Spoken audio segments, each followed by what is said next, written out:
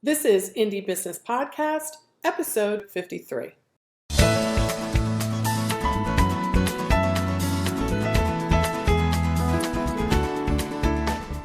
Hello and welcome to this episode of the Indie Business Podcast. I am your host, mentor, and coach, Donna Maria, the founder and CEO at IndieBusinessNetwork.com and the hostess of the Indie Cruise Retreat and the Maker Mastermind Experience.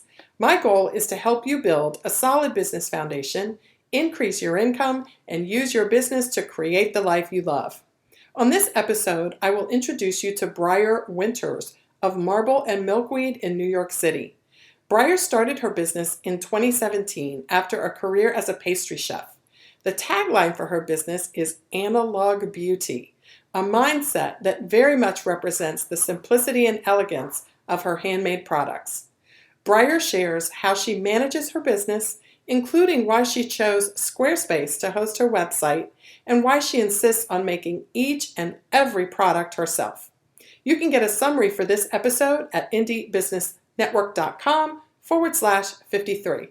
I can't wait to introduce you to Briar Winters of Marble and Milkweed in New York City. But first, this podcast is brought to you by the Indie Business Network, the online entrepreneurial mentoring and coaching network helping makers and handmade entrepreneurs launch, manage, and grow a sustainable and profitable business. You can find out more today and join at indiebusinessnetwork.com. And now, let's welcome Briar Winters of Marble and Milkweed in New York City.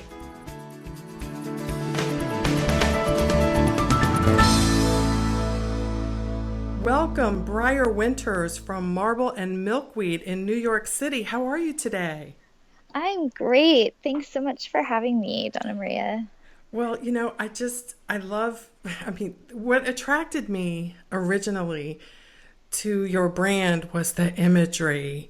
And I think anybody who's listening and, read the intro to this podcast probably clicked immediately to your Instagram page because that's what I told them to do. It's just gorgeous. And we're going to dive into that a little bit, but let's back up for a second. Briar, tell us a little bit about how you started your business. Yeah, sure. So I was living here in New York, working as a pastry chef for about a decade, and was really looking for a different direction to go in and just not sure what I wanted to do.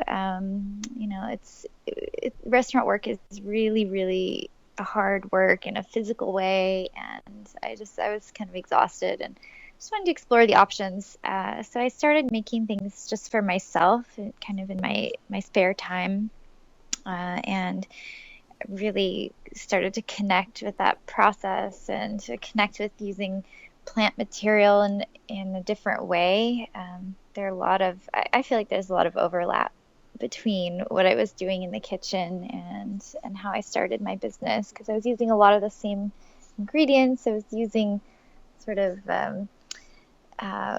some combinations of flavors and scents that I love to use in the kitchen and exploring those in a new direction. Mm-hmm. So you kind of switched kitchens. Yes, exactly. Yeah. And there's so much too that I feel like is so similar, the attention to detail and the, recording every little formulation change. And, there's a lot that it has in common with pastry chefing for sure, what I do now. So. Yes, I think that's definitely something to take note of. The creative personality that you need in order to make beautiful things on a plate for people to eat are similar to the types of skills and talents you need to nurture to make your beauty products. And so, right. Yeah, and I would imagine the overlap of the ingredients was also inspiring to you. So, so are you still doing pastry chefing on the side or a little bit, or are you 100% full-time at Briar at Marble and Milkweed? Well, I'm pretty much 100% full-time with my business for about the last 3 years. One kind of upshot, though, of having worked in the food business for a long time is that I did make a lot of very, very dear friends there, and I'm kind of a softie when it comes to helping people out with things. So sometimes I find myself roped back into a little project here or there, just helping out for a day here or there. And it's nice. I love to do that. Well, that's fun. So So, you're still making the occasional mousse. yes, Yeah. exactly. I do find myself doing that every once in a while. Well, Yeah. Briar, tell us a little bit about that transition because it's interesting that you say you developed a really great network of people in your food business and they're supporting you in your your beauty business. So tell us a Yeah. little bit about that transition and how you were able to use that network to support what you're doing now in the beginning.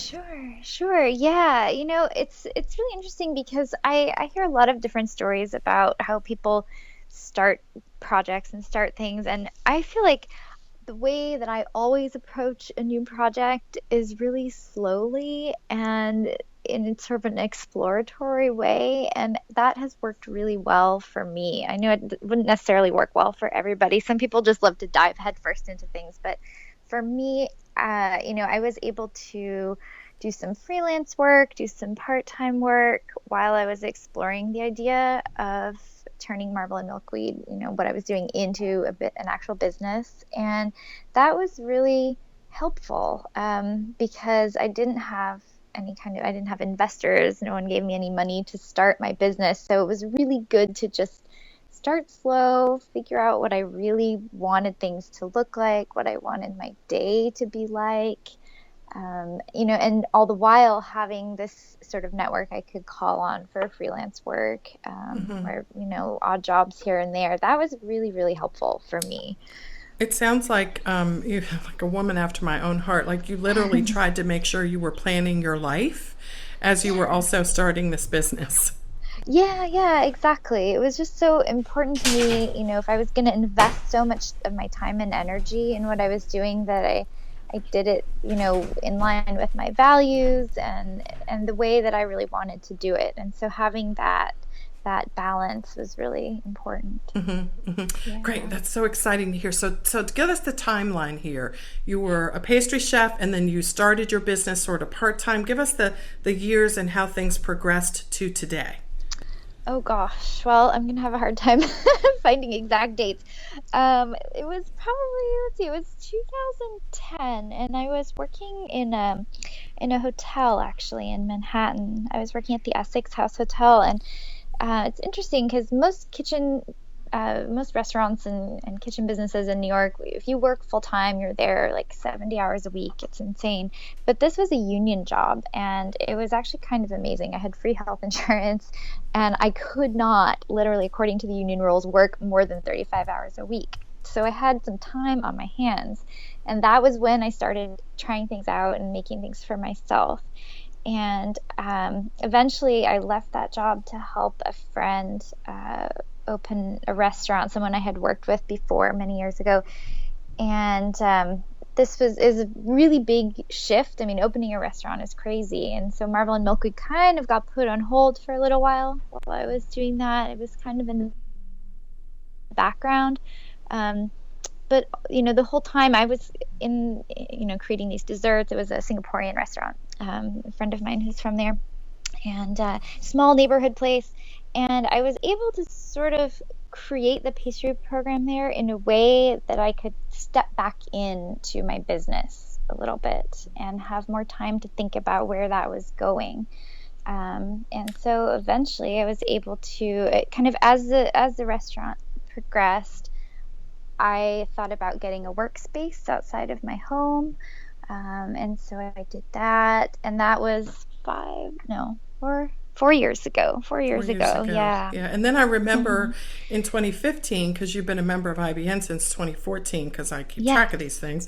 I remember you moved from your first studio end of 2015, beginning of 2016 into a new one, right? So you started in 2010 kind of part-time. You had your own studio by 2014, and then you moved into a new one in 2016. And so I love to, just kind of have a general overview of that timeline so people can kind of see. So you've been doing this now for 7 years, and so we're going to ask some more questions about how things are going, but tell us a little bit about Marble and Milkweed as your brand. What does that mean? What does it stand for? It's so funny. When I first thought about what I would want to name my business, I used to write really bad poetry, when I was in my early 20s, as most people do, I guess, I assume. Um, and I just loved putting words together, and it's almost it's like fate in a way, because this name just kept coming to me, Mm-hmm. these two words together, but I didn't quite understand what the significance of it was. Mm-hmm. And the marble part to me was always sort of like a lot of what I have tried to do with my business has actually been inspired by the fact that I have it's kind of an old school New York thing. I have my clawfoot bathtub in the kitchen of my apartment, and it's always something I wanted. I'm kind of a romantic. You have your bathtub is in the kitchen? Yeah, yeah. Is there a bathtub in the bathroom too? Or Well, the bathroom is actually just like a little water closet. It's okay, like okay. the That's size of right. a We're closet. talking And New York City here. yeah, Okay. yeah, it's a really vintage New York thing, and it comes from a time when these buildings were all built to host newly arrived immigrants to our neighborhood, and there was no running water in most of the buildings. And so, as people moved through these spaces, eventually running water became a thing, and so they had to kind of retrofit the apartment basically for running water. So the bathtub just ended up in the kitchen. Okay, okay. Yeah. And So so marble and that was a milkweed big kind of fits into that? yeah. Yeah, that was a big inspiration for me, just because, when I first moved to New York, I was young and I didn't have much, and that was like the one luxury for me. It was like I could take a gorgeous bath in my bathtub and I didn't have to worry about anything else, Everything just kind of melted away. So that was the original sort of part about the marble. But as my business sort of became more of a serious thing, and I realized I also have a community garden plot here in New York City, and sort of part of my trajectory has also been learning a lot about gardening and specifically about native plants. And when I started to learn about milkweed and realized that it is like the only food source for the monarch butterfly, I thought, oh, this is fate. Like fate kind of led me to this name, because I've tried to create a brand that is eco-friendly, that's conscious about our environment. And to me, like, it's just such a beautiful symbol, that there's this plant that's sort of considered a weed, but then it's also this food source for this incredibly beautiful creature. So that just it just all came together in a way. And it sounds, I love how you're describing this, because it shows that you sort of really were in tune with what was happening around you as you started your business. And you didn't there wasn't like 5 books you had to read on branding and all this stuff. You just kind of took your personality and what was important to you and your message and put it together in a way that resonated with the products that you were making, it sounds like, and it seems like it's working. A lot of it, I don't know anything about branding really, from a formal standpoint. You're right. I didn't start out from a perspective of like, okay, we have to have this and this and this. It really was very intuitive. But it sounds like, I hear what you're saying about not knowing a lot about branding. But I want to stick on this for a second, because I think for makers and handmade entrepreneurs, the word branding is like so intimidating sometimes. But when you hear you talk about it, it's a very fluid and naturally flowing process from what you believe in, what you want your products to reflect to the world, and the type of customer you want to come along and buy them. Yeah. It really has been a process of experimentation, but also mostly just following my intuition about it. Oh my goodness. And as women, could we do more of that, right? I think there's so much to be said for that. I mean, books are great, but intuition is even better. So when I go to your website and when I go to your Instagram, which everyone needs to go to and live on Briar's Instagram. Oh, thank you. You have lots of marble, like lots of things are taken on a marble background. So is that part of one of the ways that you kind of tie things together around the words people hear and the images they see in your marketing? Yes. Hmm. Yes, very, very much. I mean, I just happen to love that aesthetic, but I also love that it ties in, Right.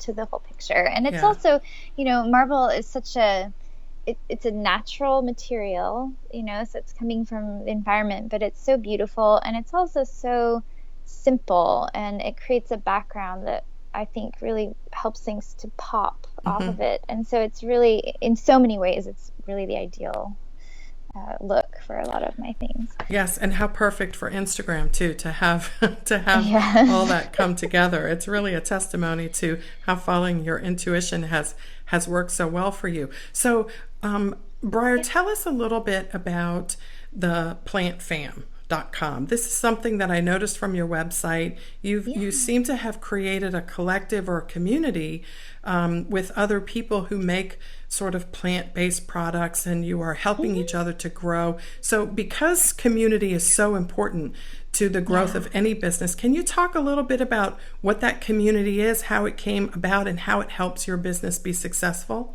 Sure, absolutely. Yeah, I felt very honored to be invited to be a part of the Plant Fam. So Allie is she's out in California and she has Aquarian Soul Designs, which is a bath and body company as well. And Jess, who has Good For You Herbals, and she's, I think, on Cape Cod. And they kind of spearheaded this whole project because they felt like there was so much kind of a feeling of competition between small indie plant-based businesses, and they wanted to create something that brought people together to share resources, share knowledge, cross promote, and just really encourage each other, and I love that. I mean, when I heard that this is happening, I was like, yes, please, I need to be part of this, because it is such a strange feeling sometimes. You don't know how to necessarily approach another business who's like a little similar to yours. You don't want to be like, oh, hey, I love what you're doing. And then people feel like, oh gosh, they love what I'm doing. Maybe they're going to copy all my stuff. There's this kind of weird feeling Yeah, sometimes. yeah. But having this group, it's been so just open and positive, and Hmm. Hmm. people sharing about where they're sourcing things from, which is like, that's pretty radical from a business perspective. Most businesses are like, oh, I'm not telling you where this came from, but if our goal especially is to support small producers of herbs, or small farms and stuff, then the more people know about it, the better for them and for the planet, and for it's just kind of trying to create this larger movement, I Well, and think. it's a beautiful thing that you've done. And let me tell you how I discovered it. So, I follow you on Instagram, and there was a Yeah. chance to win some products. Yeah. And in Yeah. order to win the products, I can't remember what I had to do, leave comments or something, tag someone, I can't remember what it was. But Yeah. one of the things I noticed was that I kept seeing the same people commenting.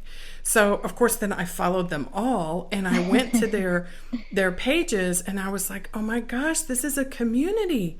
This Hmm. is a community of people." And so, when you're Yeah. talking about business today, here we are in Yeah. 2017, makers, Hmm. handmade entrepreneurs. So we are not traditional businesses, right? So Right. the way they work is not going to work for us. And even if it did, it's just not fun. Right. So to be able to create community around your brand in that way, I just think it's one of the things that we have to pay attention to, Yeah. because if you don't, you won't have community. If you don't have community, ultimately you don't have repeat sales, and that's a Yeah. problem. Yes. Yes. So Exactly. so Yeah. you It's guys you been guys do great. like Instagram contests and I guess other sorts of things where you collaborate and create Hmm. this kind of groundswell of people around you that's fun for Yeah. everyone, and everybody gets more exposure and more eyeballs, and Yeah. ultimately that means they have more people to expose their products to. Yes, exactly. Exactly. And it's been really wonderful working with them. I've met so many lovely people. Not always meeting in person, of course, but Right, but over it's interesting that you over the say that airwaves. too, Briar, because I feel, I mean, I've had the Indie Business Network for many years. I have not met most of my members, but I feel very intimately connected Yeah, to them. And yeah. I think you say, not meeting in person, but sometimes that virtual relationship can be every bit as powerful as the physical one. Not in every way, but in a lot of ways where business is concerned, for sure. Yeah, yeah, and it's really a great way to find people who you have things in common with that you otherwise would never have connected with, and Yes. that's I think what's really special about it. So before we move off Instagram, I'm going to ask you, what is your favorite tool or editor or whatever to use on Instagram? What's one of your favorite ones? Sure. The one I use pretty much exclusively these days is the VSCO. It's Visual Supply Company app. And it's been around for a couple of years and they keep improving it.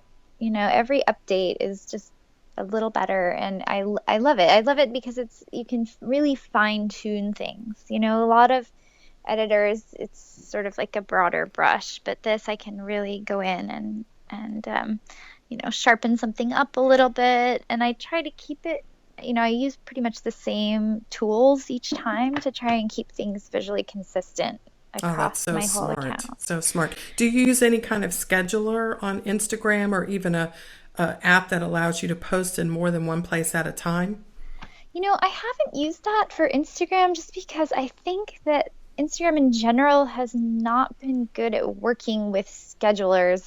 That could be changing. I do use Hootsuite sometimes for Facebook and for Twitter. But generally, I like to keep my Instagram sort of a mix of personal and business things, which I know a lot of social media gurus will tell you is a terrible idea. And I don't want to tell anyone it's a great idea, but it works for me just because I am such a small brand. And And I it works find that, beautifully for you. And you know oh, what? thank Like, I'm you. looking at your Instagram now, and you have 14.3 thousand followers. Congratulations on that. But what I see is completely consistent with what you told me, which is your products are all about plants. So why Yeah, wouldn't you have pictures of you with plants or growing plants or smelling right. plants or cooking with them? So Yeah. and that's a lot of what I see on your Instagram. So I think it's perfectly consistent. Now, obviously, as much as I love plants and they're beautiful and they make beautiful pictures, it would totally be a disconnect if the Indie Business Network started doing that. So I Yeah, want to bring yeah, that up because I think it points out that we all have to think for ourselves, and gurus are nice, and people who've, are quote unquote experts. It's nice. right. But you can't just do what they say because they Hmm. say do it. Like, Right. you That's just so can't do true. that. So you have Yeah. to really think it through. And, we have a brain and we're women and we're super smart. So Absolutely. we can definitely do that. So your website, marbleandmilkweed.com, so gorgeous, the imagery. Like, can you tell us a little bit about how you set this up? Like, what is this built on, and how do you Yeah. like, maintaining whatever it's built on? Yeah, sure. I started my website or my selling online on Etsy originally, and then sort of moved off of there onto my main site just because I wanted more control, Hmm. over the visuals and everything. I still do keep my Etsy store there because I do have some very loyal Etsy customers who won't purchase through any other venue. So I basically keep that going for them. Um, and it's also, I feel like, still a good way to occasionally get discovered by a new client, but I wouldn't put all of my eggs in that basket for sure. But I use Squarespace now for my website, and I really like it. I feel like it's pretty easy to figure out. I know people are always saying how much more control you get with Shopify, and Hmm. I hear all Hmm. all kinds of different things. I personally like Shopify. I avoid because of some stances they've taken politically, and Okay. that is a big part of my business is very Hmm. values based, and so I really always want to make sure that whoever I'm aligning myself with is someone who is honoring Hmm. those values. But I also have done personally 2 free trials of Shopify, and I can't figure out how it works. I just can't. Well, that would be a clue there, right? Yeah. But again, that is such a great example to share and a model to follow. Is that we can all look at the different options that we have, and social media is another example, right? Pinterest, Yes. Twitter, blah blah blah blah blah, Yeah. and you can be everywhere if you want to be, But Yeah. if you don't want to be, that's okay too, as long as you're Right. really Right. maximizing where you are. And you've obviously totally done that. So Briar, are you the maker? Like, do you make everything? I do. I Awesome. do. And I actually don't have any employees or any interns or anything. And sometimes I question Well, that are you decision. trying to kind of keep it that way so that you can have, your higher Yeah. end products and things that you can actually pour yourself into, because that increases the price that you can charge for them as well. Yes, exactly. And that's been an ongoing struggle for me, actually, trying to figure out what my overarching philosophy is on, wholesale, on how much to grow. I've gone through a lot of different stages with my business, and there will be some moments where I'll be like, "Yes, great, I'll take on more wholesale accounts," and I do that, and then I get to a place where, because I do everything myself, I get really overwhelmed and I get behind on stuff, and I say to myself, "Okay, we need to take the focus off of that." So it's like it's a very much an ongoing process, I would say. So you are, as you go, defining growth the way you want it in your life at any given time. Like, Yes, okay, so now that is definitely not a traditional business model. But I love probably not. it because it showcases that we can really control and define the course of our growth on our own terms. Like, I remember I wrote a blog Yeah. post once called "How to Go Big Without Growing Big," Hmm. Hmm. and your brand and others, of course, and increasingly more brands actually, now as as we continue to advance, Yeah. I see that a lot. Like, you don't have to grow big in order to be awesome and go big in your Yeah. particular niche.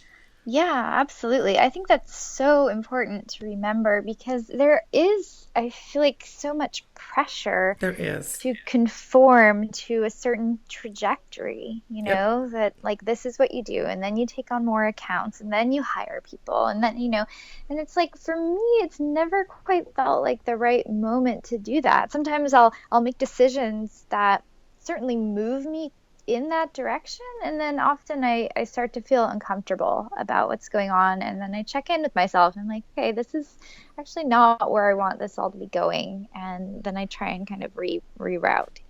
What great insights, and as I visit your website, I see that even though you are making sure that you don't expand or grow, whatever word you want to use, beyond where in your life you want to be, I'm looking at your website and I see your products are sold. You're in New York. Your products are sold here in North Carolina. They're sold Hmm. in Texas. They're obviously sold in New York, Detroit, Colorado, San Hmm. Francisco, some online portals, which I'm sure are consistent with your brand. And I Yeah. know that without even looking at them. And also internationally, you have some stockists in Australia. I do. Yeah, it's been a journey with that for sure. And the thing I feel like, as a very, very small business, the most important thing that I have learned about wholesale, just for myself, I don't pretend that this is great advice for everybody, but I want, in general, again, back to this sort of like values basing, I want to support and collaborate with, in general, small woman owned businesses. And that has been a real focus for me in terms of my wholesale program. That's who I like to work with, because those are generally the people who understand what things might be like for me, as a small maker-based business. And so we have a nice rapport. I've had moments where like for instance, I do still sell on domino.com, but I hardly ever sell anything there. And I'm actually thinking about not continuing with that account just because I don't feel that personal connection, you Hmm. know? And Hmm. that's where I really want to keep things is on the level of that personal connection. And there's always, everything is always so in flux. Like when Etsy, probably Yes. when you first put your products there, it looked very different from the Yes. way it Yes. looks now. And Domino today, not Domino next month. I mean, who knows, Right. right? Because Right.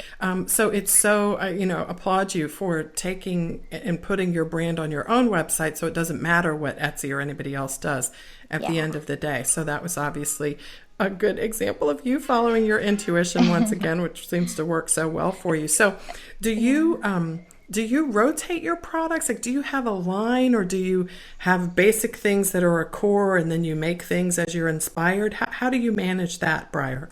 Yeah, so things have kind of shifted a little bit, over the course of being in business for 7 years. I think one of the most important things that I've learned is, I started out with a lot of different things, for me, a lot of different sizes. I thought I needed to give people all these options, and that turned out to actually be really overwhelming for me. And I know that that's something that has really helped, is paring down to a really kind of core collection, not offering too many options. And that, having that be a very steady part of my business, allows me to then focus on seasonal items, something that comes up. I try and do a few limited edition items for each of the 4 seasons. And that's one of my very favorite parts, actually, of what I do, is because especially I end up working with small farmers and getting like a little batch of something, and, processing it myself at the studio, and just being able to have that connection and work on that scale is really meaningful, I I think. love it. I'm listening to the New York City background music. Oh, are you hearing things? Yeah, I hear it. But you know what? It's again, I go back to, you're working on your own terms. You're where you want to be. Your bathtub is in your kitchen. You're very selective. I know, my dog just, opened the door and made a bunch of noise a little bit ago. So, my hope is that everyone listening, and my listeners in particular to this podcast, are encouraged by that, because so often we think it has to be perfect, and I can't do a podcast because the baby might start crying. Well, you know what, that might be, and you might have to edit it out depending on what kind of crying it is.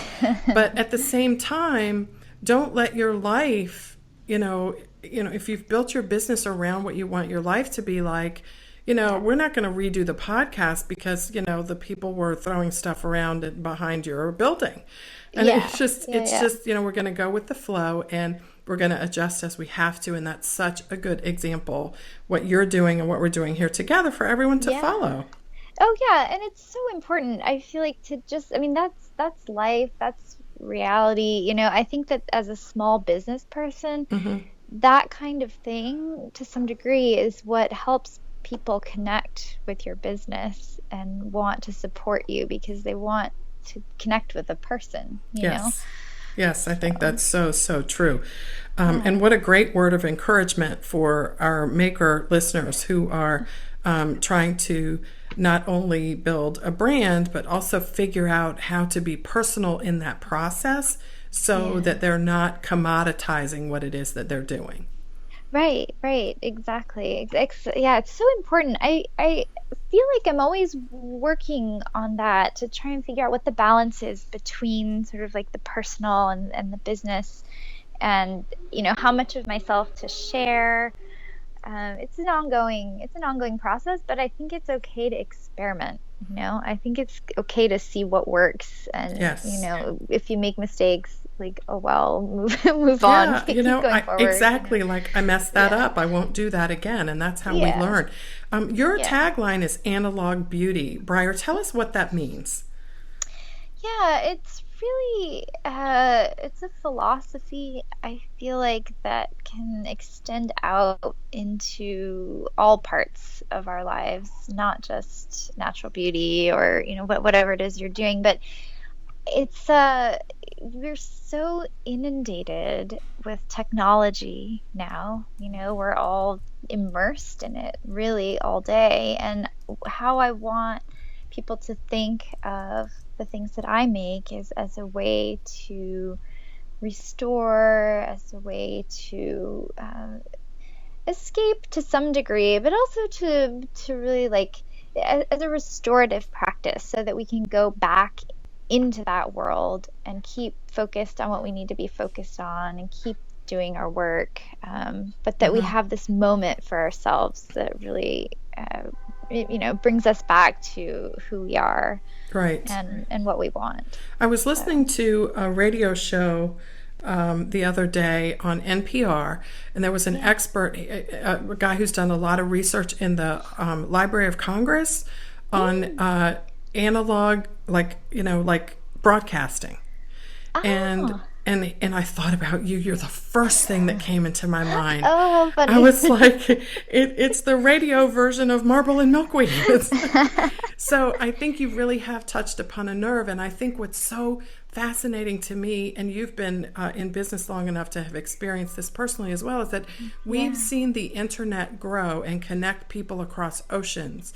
And for a while, do you remember when there were all these pundits and stuff were talking about how, people weren't going to ever leave their houses again and they didn't need local connections? And I think what the internet's done is create a more of a yearning for people to be able to connect inside their communities. And that has made it even more possible for businesses like ours to thrive. The small business owner who obviously wants to make money, don't get me wrong, but that's not the main and overwhelming priority. Right. Well, and the understanding too that we can't actually do one thing without doing the other. I really don't think it's possible, or most people wouldn't even want to, I think, have a small business like that like we do without connecting with people. I think that's one of the best parts of what I do. Actually, one of my very favorite parts is being able to connect with all these different people who may not be right where I am in New York City, but who have a perspective that is really valuable and interesting. Right. And we can certainly learn, because we have this virtual world at our disposal. We can learn how other people are doing things, whether they have our perspective or not. Sometimes we can learn more from people who don't. And absolutely. So I love this. So tell me, what is like your best-selling product? What do people like come back to you for over and over again? I know it's more than one thing, but pick one and tell me about it. Well, I feel like it depends a lot on the season. Just because, the approach I tend to take, and something I've noticed just when caring for my own skin, is that I have different needs according to time of year. I mean, it's probably different for someone who doesn't live in a place with seasons, like Southern California. But for me, it's all very much tied to that seasonal process. But the one thing that I would say that has developed kind of a cult following over the years is the cardamom butter. That is something that people just I'll have people buy like 4 or 5 at a time. It's kind of crazy. That's actually what you were giving away as a part of that package back when I saw that Instagram thing, and I was like, ooh, somebody else must have won it, so lucky her. Yes, I know, right? I kind of secretly wanted to win all that stuff too. I know, it was a nice stash. Okay, so cardamom butter. So you guys, when you go to Marble and Milkweed, make sure you check on the shop link and then click on cardamom butter. It looks beautiful. There's a couple of size options that you can get there, and the color of it is just stunning, and you see it pictured there against that marble background, which is so beautiful for Briar. So any words of encouragement that you can offer to makers out there that are listening, Briar? Oh gosh, I would just say follow your instincts and balance that out with a healthy dose of sort of commitment to the logistical side of things. I feel like that's the biggest struggle that I personally face, and I'm always trying to educate myself more about how I can be more organized, keep things flowing a little bit more smoothly. My focus is often on the creative aspect of things, but you have to have both, to keep things going. So the efficiency and the effectiveness, and we obviously have to have some of that in order for the creativity to allow us to be profitable. Exactly. And Well, in the beginning it was always a struggle, but I feel like I'm in a better place with that as I we, go along. 'Cause, I think you are. I mean, it shows that you're doing just that. And I love also that what's being made clear by this discussion is that you never really get there. You just keep doing it. yeah, Yeah. And yeah, you tweak yeah, it. You tweak it exactly. as you go. Oh, it's very much ongoing. Hmm. Absolutely. Yeah. So, Briar, in closing, what does being indie mean to you? What does being an independent business owner mean to Briar Winters? Gosh, yeah, it means a lot, actually. It's really, I'm in a place that no one really ever told me existed, just in terms of how I control my time, the kind of creative work that I get to do. No one ever told me that something like this was possible. And so it means a lot because I can do things with my time that are outside the business. I can, prioritize things the way that I want to. I can donate my time to causes. It just opens up this whole new world of freedom, in terms of what, my life is going to be like, and how I can direct that process. So, Ooh, I love that. Freedom to direct your life and create the yeah, process as you go. What yeah, fun. yeah. What fun. Well, certainly we've gotten some great tips and insights and a whole boatload of inspiration from you today. Everybody check out marbleandmilkweed.com. Make sure you check out the cardamom butter. Make sure you check out the Instagram feed. Make sure you check out the plant family people and take a look at some of these gorgeous images that Briar shares with us on her Instagram feed. Briar, thank you so much for joining us today. Thank you so much, Donna Maria. It's such a treat to talk with you. Absolutely. Me too. Have a good one. You too. Thanks again. Bye now.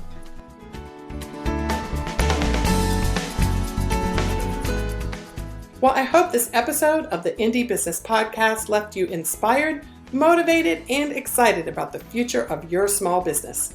If you enjoyed this episode, be sure to share it with someone you know and help spread the word. This podcast is all about the revolution, the indie business revolution, where people are breaking the mold of traditional entrepreneurship and creating success on their own terms. I'm so excited to be on this journey with you. And if you're listening on iTunes, won't you do me the honor of rating this podcast? It helps me so much to know that you appreciate the amazing people and stories featured on the Indie Business Podcast. You can also share episodes from my blog at indiebusinessnetwork.com to your favorite social media outlets. I will see you on the next episode of the Indie Business Podcast. In the meantime, break all the rules, build your own corporate ladder, and create the life you love.